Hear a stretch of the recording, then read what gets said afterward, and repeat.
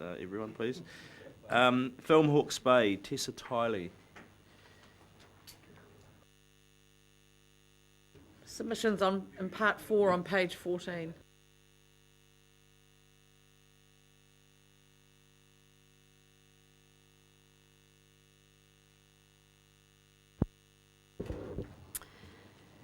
Hello and thank you. Yep. Yep. Yep. Excuse me, 10 minutes. And if you wish us to ask you questions, just allow us some time in your 10 minutes, please. Thanks. I'd like to introduce you to Sally Ann Lewison, who has recently returned to Hawke's Bay to care for her mother. Sally Ann has over 20 years' experience in the film industry in New Zealand and overseas, and she's now joined Film Hawke's Bay. She's worked with people like, this is my name-dropping bit, Sean Penn, Tom Cruise, Kate Winslet, Sir Anthony Hopkins, and she's worked on movies such as The Thin Red Line, Babe in the City. More recently, she's worked with Andrew Adamson on the Narnia projects, and more recently than that, she's worked on the latest Crouching Tiger, Hidden Dragon movie, which she is going to talk to you about. With her vast industry experience, she's now going to tell you why the Hawke's Bay Regional Council needs to invest in Film Hawke's Bay for the benefit of the whole of Hawke's Bay. A little bit nervous. I recently finished as a visual effects coordinator on the Netflix production of the second film for Crouching Tiger, Hidden Dragon 2, which of course was all filmed in Auckland, and we had a budget of between 80 to 100 million for that.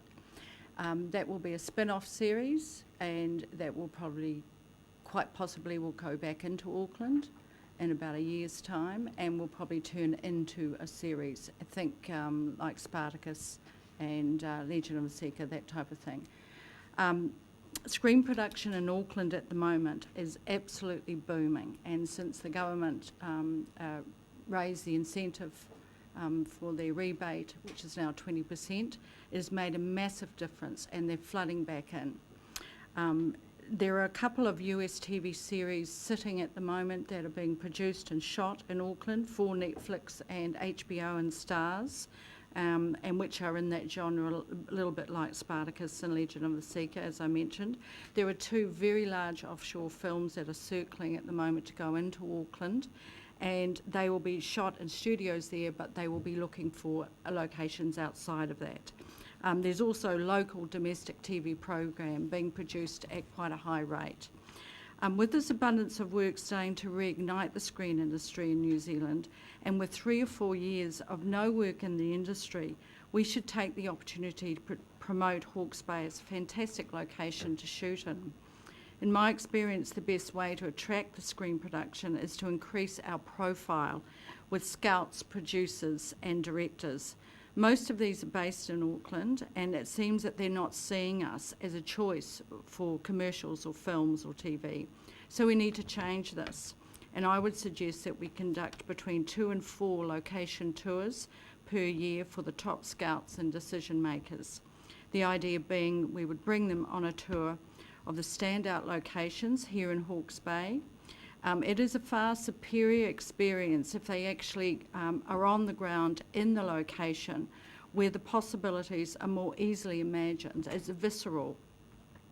We need to push past those tourist images of vineyard environs and expose more of the region's filmic locations. For example, Napier Prison, great for a dark, gritty tone. Ahuriri is perfect for water work and has fantastic access. And aerial drone footage of the rising cliffs at Tomato Peak with that amazing light. It's extraordinary. And directors need to see this. But to present this, we need more resources. There's been a slow but increasing stream of inquiries through our website. But at that pace and with the funds we have, nothing will change significantly. We need your financial support to kick this economic enterprise off, which will bring extra jobs and extra revenue to the region. Can I just add a couple of things here? That in Hawke's Bay, in Auckland, they've just increased their permit rates for people to film in the city, and well, basically anywhere in Auckland they have to pay for it. Here, the councils almost laugh at me when I ring and say, "Is it okay for a film to come and film in Napier?" And they go, "Yeah, why not?" You know, that's about it. So we've got this offer of saying it is much, much cheaper and easier to film in Hawke's Bay. Just about that Crouching Tiger, Hidden Dragon, it started off with an $80,000 budget, and I think you said 80 million. 80 million, sorry, and it went up to 120 million, and they decided that they needed extra locations, and they went to the South Island. That is all stuff that could be possible for Hawke's Bay if we had the investment.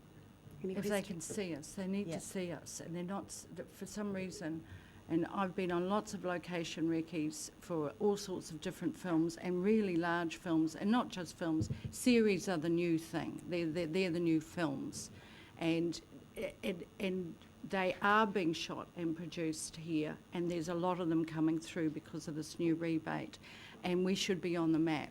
And we've got, I think Hawke's Bay is a fantastic place to shoot because you've got a lot of different types of environment, not just looking at the obvious, which is beautiful deco buildings, but you've also got some really easy, what I call ease of access locations that are easy for the crews to get in and work and not be hindered by city, and also by those rates that the fees that the councils are now charging in Auckland. It's going to kill a lot of these smaller dramas because they can't afford to film. Their daily rates they're going to cripple them. Thank you. Councillor Bell. Your need to present the area is like a close cousin to Hawke's Bay Tourism's need to present the area to trade press, travel, trade press, and so forth. Tessa, you've come in here a number of years and indicated what the economic payoff of bringing these teams in here is. I'm getting kind of tired of you coming in and asking for such a pittance. You're asking for peanuts in the face of a $900,000 request from Hawke's Bay Tourism. How do you all see yourselves fitting within or alongside of Hawke's Bay Tourism? Should Hawke's Bay Tourism be paying this $20,000? We, at the end of last year, went to Hawke's Bay Tourism and said, how can you help us to do these tours? And basically, they've got the in for local industry people, accommodation and what have you, so we would work alongside them. But they don't have the money to, to fund us or this different area. I mean, in Auckland, Hawke's Bay, Auckland Tourism and Auckland Film Industry, regional film offices all comes under the one area in the council. So yeah, it does all fit together, but it's sort of an offshoot. It's not straight tourism, yeah. And Business Hawke's Bay is the other one as well, yeah. Councillor Bevan. Thanks for your your submission. I'm interested to know what's the base we're currently working from. How much film is currently shot here in Hawke's Bay, and if this funding's given, what's the potential? What's your target? We actually don't know how much, but because I would like to see there about 4 and 5 significant things coming here, probably more commercials than films. At the moment, we get a few. We got a thing called House Hunters, was it last year or the year before? We get the odd little request coming through, but very, very little, yeah. When a production does come here, OPSM came here at the end of 2013. We went to the top of Tomato Peak and the director went, oh my God, car commercials, I can see it here. A sweet corn commercial came here from America for a Green Giant, and the director couldn't believe the light here. So it's that thing of getting them here. Councillor Dick. Thanks for your presentation. What is the actual economic benefit of getting film crews here to shoot? I mean, do they Yep, They okay. bring their gear and the people in from outside? They bring or their use- gear, and most of the people in from outside, but people like John over there in the corner gets employed by them. Accommodation, portaloos, hireage, caterers, then they go out at night, stationery shops, hardware, Mitre 10. It's almost as varied as you can think is what the film industry would use when they come here. I try to say the limit, but there isn't a limit. Car rentals, just about anything, yeah. Yeah. Food and accommodation is when you have a crew come in, if you've got a crew of 150 that come into town for maybe, even if they're only here for a month, the spend is huge. Mostly they will bring families, the HODs bring their families. They need to have house rentals, not just hotels. The restaurants make a killing, but also when you're building sets, the amount of timber and all sorts of building materials, all that, and local labour, the chippies, everybody benefits because they all buy here. They will be putting all that money that they need to spend on the sets is here. Thank you. But something of that scale, sorry. We're out of time. Can I just... No, you can't. Thank you very much, ladies. Thank you. And we'll be in touch in due course. Thank you. Thank you. Let's, now we've got a time slot. We don't have Janelle Jarvis here, no? No, okay. Let's, I'm going to suggest, and we can start actually making some decisions now in regard to people requests for extra funding that that then may have an influence on where we go next. So I've asked the Chief Executive to put something together for us here that might help us make some decisions today and take some pressure off a very late end tomorrow. Just for those that aren't aware, LTP last term, the last day we didn't finish till 9 o'clock that night. So at times the big decisions do take a lot of discussion. So the more of these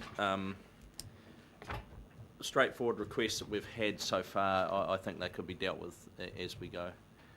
So I'll hand that over to the Chief Executive, perhaps to give us an explanation of that. Thank you, Mr. Chairman. So the, if you like, the suggested process for going through these, there's a number of ways of looking at this. Certainly, the analysis up on the table shows you the submissions which have been heard and for which there don't appear to be any other direct commentary or anyone else wanting to appear in support or against them. However, you may wish, looking at the actual topic areas, you may wish to, for example, wait and consider all the tourism related aspects of these submissions when you come to consider the bigger picture, the big question around the tourism expenditure anyway. However, there are several areas up there which are, if you like, standalone, those particular requests. There's two quite specific ones which come under the broad heading of regional parks, and we heard from both Mr Halliday and Mr Hanson yesterday. And then there's also the third one, which was actually around land management, soil management, which again is another standalone submission or funding request, which can also be considered. And I believe that really the discussion around, or the points that were made by Mr Nettingham and Mr Harvey and co around the Te Mata Park Trail could also be considered as potentially as a standalone funding request, although there were other elements of their both their submission and that of Sport Hawke's Bay, which related more generically to the overall tourism question. Similarly with Ms Jackson with the Art Deco Trust, I think that there's some discussion or decision can certainly be made around particularly her request around public transport or availability of transport during as part of council support for Art Deco Week. So those are the kinds of processes that can now be started. There's one further down which is from what used to be called Enviro Schools and is now the Toi Mata Foundation, and that's a request for additional funding which they're not proposing. They haven't requested that they appear in support of this, so that could also be considered. There are now one or two others following on from this morning, or particularly the Film Hawke's Bay specific requests, which could now also be added to that list. But this was done to be current as it before the opening session this morning. So, you're welcome to work your way through those. So just a question, is Mr. Drury able to tell us where the funding may come from? For example, what a good example possibly is the Hawke's Bay Trails, the 104,000 as part of the park ambition to establish its roles and get its strategic planning in order.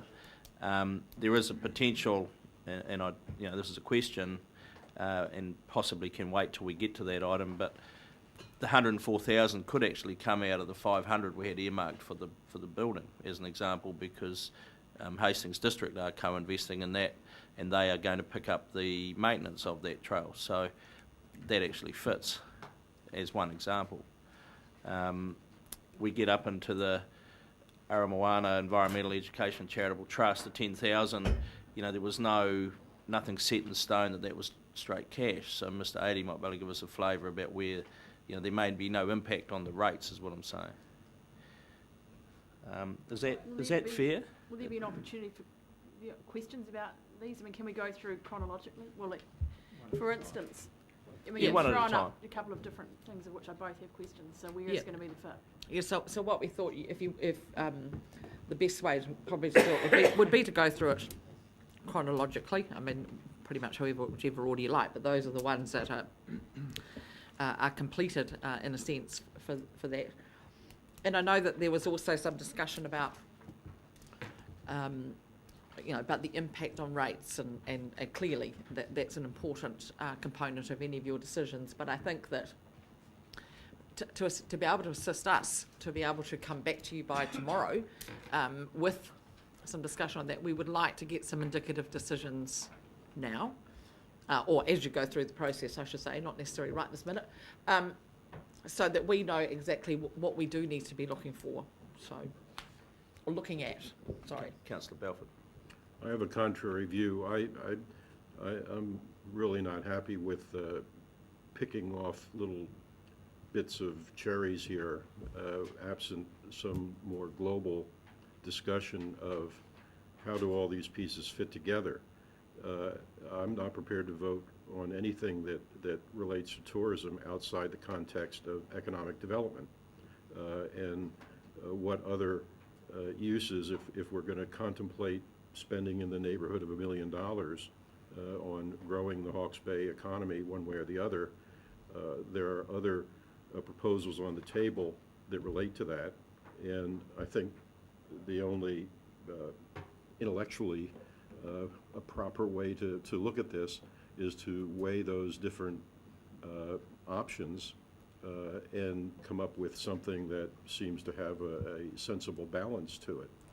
So maybe there is the occasional 10K for a reserve commitment or something, but even the Tamata Trails thing arguably is you would support it because of its tourism attraction potential. That's the way they have presented it, as having a major attraction to a expensive group of people who spend a lot of money when they travel for that purpose. Should that be, just as you're saying, should it be part of the Tamata Peak budget? Well, should it be part of the Hawke's Bay tourism budget? I wouldn't want to give $104,000 to those folks out of the Tamata Peak budget without knowing from the Tamata folks who are about to launch a strategic review of how to best invest in the park, without knowing from them whether 104,000 out of their 500 should be spent for this, or they have a different judgment about that. So I just think we're not ready without some broader context to this, I don't see how we can pick off a number of the things on this list. The future farming thing, to me, that's an economic development proposal. But Mr. Chairman, So we've got We've got to start sometime. We've got an obligation to here, not down here. we've got an obligation to consider every submission, every one of them. In regard to the example of the tourism trails, yes, I would agree. It would be premature to make an allocation here and now, but the way that we could deal with it is simply to refer the request for further consideration when the Tomato Park Trust returns to council with their proposals. Absolutely. That's how I'd handle that one. Yeah, it's So pretty straightforward. that's dealt with it. Yeah, it's It's dealt one- with. We one move on. gone. Chair, I'd like to say something as well. I'm inclined to agree with Councillor Belford's overview of this, and there are really two questions we're going to be grappling with here. One is, as Councillor Dick says, the individual requests for funding we've got, which I agree with Councillor Belford. A lot of them the big ones are in this area of economic development. So we've got to deal with the individual requests, but within the context of what our appetite is for a rate increase. Is our appetite for 10% or 2% or 25%? Because we could get to 25% if we said yes to all of these. And I can't see how we can deal with the individual requests without having in our minds a total we're prepared to support, because otherwise we won't know where we'll end up. Well, Mr. Drury might be able to help us here, but the total we're prepared to support is what we went out to the public with, Which was 3.9%. Okay, so we're Right. going to say So no it's to pretty all of simple. these. In that case, we make this job really easy and say no to all of these requests. Well, depending on what they are and depending on how they mix in. But Councillor Dick is correct. We have to treat every submission with respect and deal with them individually. So we can't Whether or avoid not that. they're asking for money, indeed. No, not all are, Councillor Hewitt. So just a couple of questions and I think it would be helpful if we had questions, if we could tick them off now, because I don't want to be here till 9 o'clock tomorrow night. So the first one with the trails, the Tomato Peak trails, and it was unavailable for the presentation from Bruno and Catherine Halliday. Did they cover anything about this in the presentation? No. Okay, thank you. And my other question is, who made the decision about changing Enviro Schools to something else? Because, Enviro Schools is what it is. I understand it, but now there's another word that I don't understand, and, what's that all about? Pass. Well, let's wait till we get to that discussion. Let's get a little TOR going here in terms of reference how we're going to deal with this. Councillor Scott. In the past, we've had a community funding allocation. That's gone. There is no community funding now. So any requests for community funding, we know are going to actually have to come off the rates. There are some that may actually come within a funding budget that we've already identified. Therefore they have to be considered whether they can fit in that on their merit. The trails on Tomato Peak are not part of a tourism attraction, they're a tourism product, which is quite different than funding an RTI. So I think we have to be really clear on the difference between providing a product, and no tourism money has been gone into developing those trails. The closest I guess we've got to it is the John Key Trail money, which was not a specific tourist attraction money. So there's been totally different funding models for those, and I don't think we should be muddling the funding up. So we can look at things like parks, which we know we've consulted on. I think nobody has indicated they're wanting to speak on the support of the extra $1 million borrowing out to the year 2020 or whatever it is, the new borrowing. but, you know, we actually have already gone out with a consultation on that as part of a parks funding, so.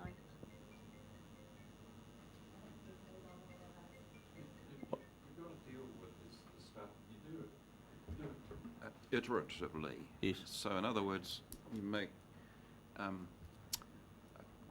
preliminary indicative decision on stuff that's up here, and as you go on, and certainly at the end, you review it. There's no other way of doing it. So what are you suggesting, Alan, that we go through these and say yes or no and agree on and or an amount for each, and at the end of that process, we tot it all up and see what our appetite's like? And undoubtedly, you will review some things. We've got to make a start, guys. I mean, Simple as that. Review in isolation, just so I know the rules. Review of isolation of the rates, and then you get the numbers, all that out in Australia. Just your microphone. Just in the rules. Well, no rules as such, but we deal with everything on its merit. That's how we should be. That's the respect we should be giving the submitters, whether they spoke or otherwise. On its merit, on their merits, and we say that it's a worthy cause, and we would give $5 to it, and at the end we have to add it all up and say, but the target is too high, we have to drop back. Is that the way we do it? Yeah.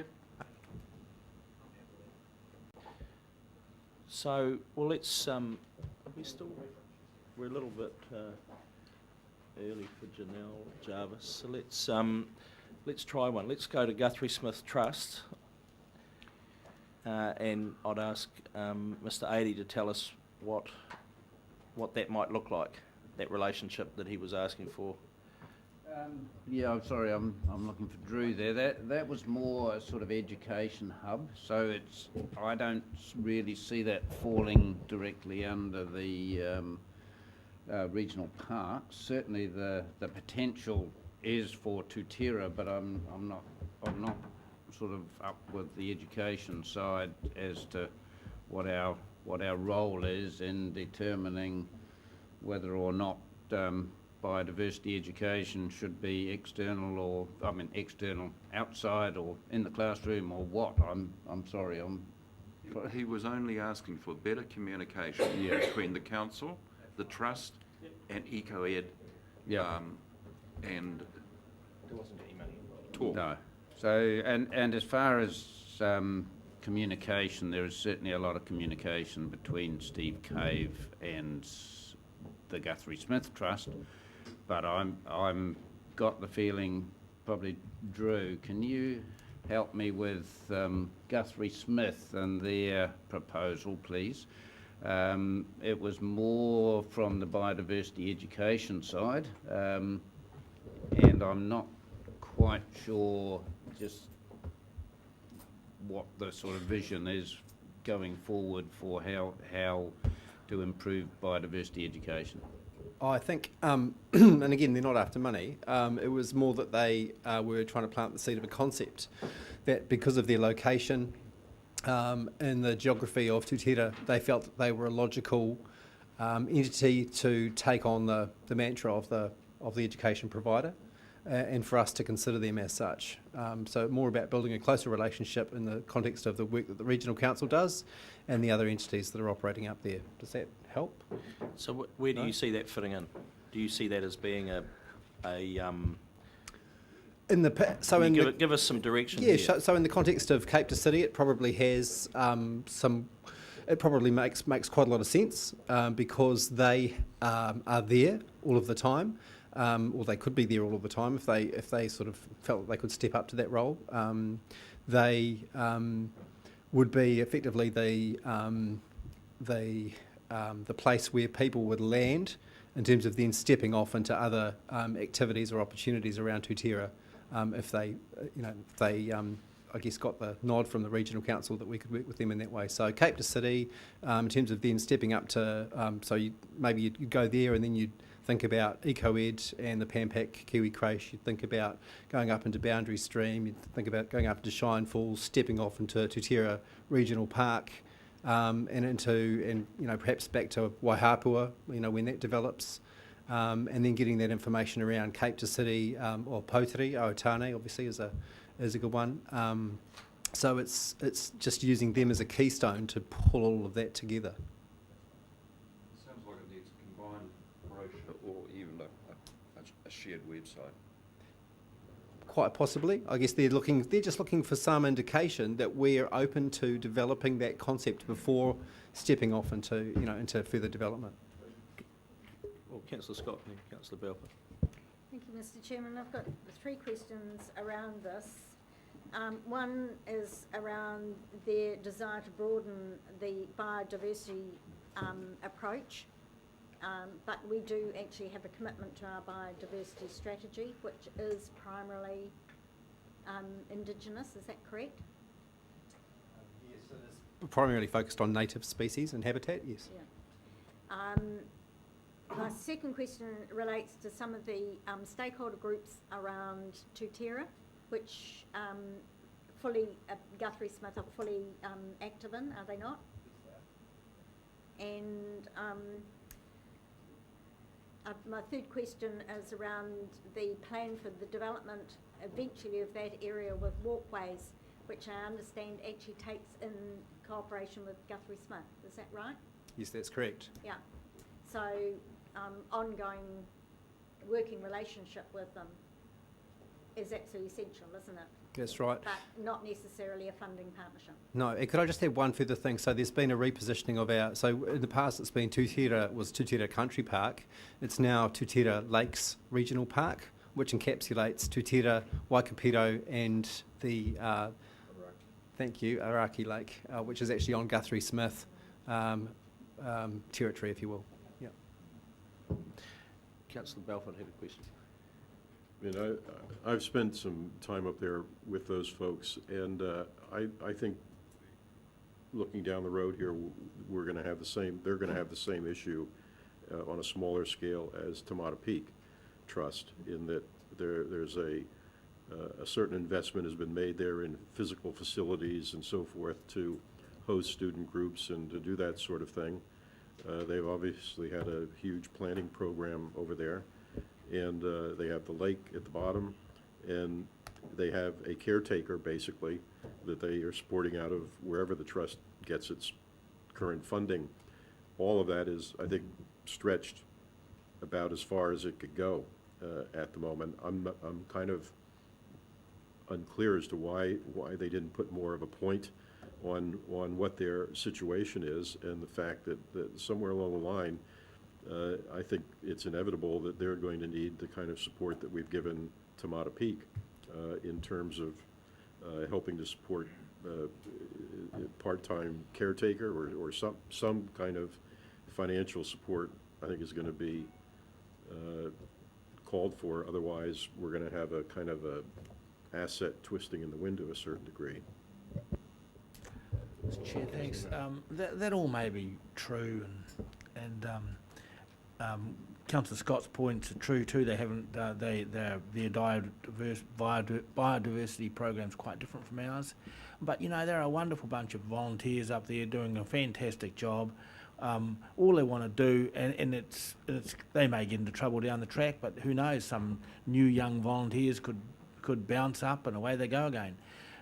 But does it really matter?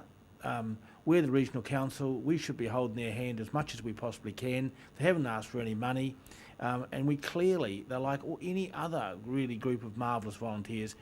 We should be in partnership with them. That's all there is to it. I don't think we can flower on here forever. That's what should happen.